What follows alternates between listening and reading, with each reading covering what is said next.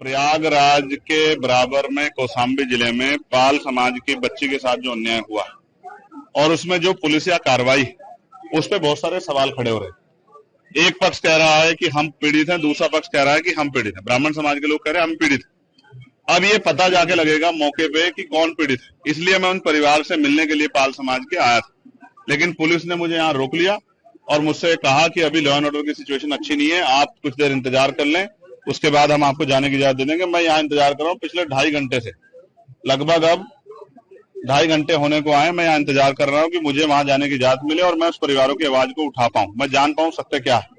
इसी तरह करछना में जो अन्याय हुआ कि एक शेड्यूल कास्ट के व्यक्ति को जला के मार दिया, उस परिवार को न्याय मिले, उस परिवार के साथ जो डर भय का माहौल खत्म हो, उसके लिए मैं यहाँ हूँ। लेकिन अभी तक पुलिस ने कोई ठोस जवाब दिया। मैं कुछ देर और इंतजार करूंगा। अगर पुलिस ने जो वादा किया है कि हम आपको जाने देंगे या परिवार से मिलाएंगे, अगर पुलिस पे खरी उतरती तो फिर मैं कूच करूंगा, कौशाम्बी भी जाऊंगा और करछना थाने वाले परिवार से जाकर उनसे मिलूंगा, उनकी न्याय की लड़ाई को मजबूत करूंगा। आप धरने पे भी बैठे हैं, क्या कारण है? मैं इसीलिए बैठा हूं कि क्या उत्तर प्रदेश में कानून व्यवस्था इतनी कमजोर हो गई है कि एक सांसद अपने परिवार से नहीं मिल सकता है?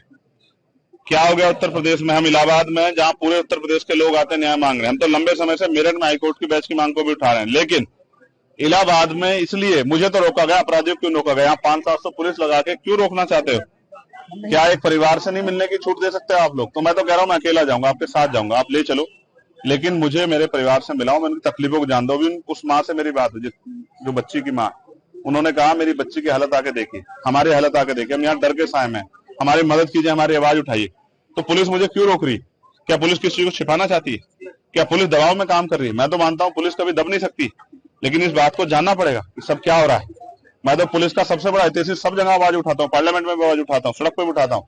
उनकी 8 घंटे की ड्यूटी हो, उनको न्याय मिले, उनको जो वेतन विसंगतियां वो दूर हो, उनके साथ जो है जो बॉर्डर स्कीम है वो खत्म हो। लेकिन क्या आज पुलिस मुझे रोक के जो है क्या कानून का हनन नहीं कर रही, संवैधानिक जो अधिकार है उनका हनन नहीं कर रही? इसका जवाब भी देना चाहिए। और मैं मीडिया से कहूंगा कि पुलिस से पूछे कि वो मुझे क्यों रोक के बैठे। धन्यवाद। से पहले लाइव आए थे, आपने हाउस अरेस्ट की बात भी कही और सरकार ने भी कह रहा, क्या कुछ? उसी के बाद मुझे बाहर आके बैठना पड़ा, इसलिए लाइव आया कि मुझे जाना था कहाँ और मुझे लेके कहाँ गए।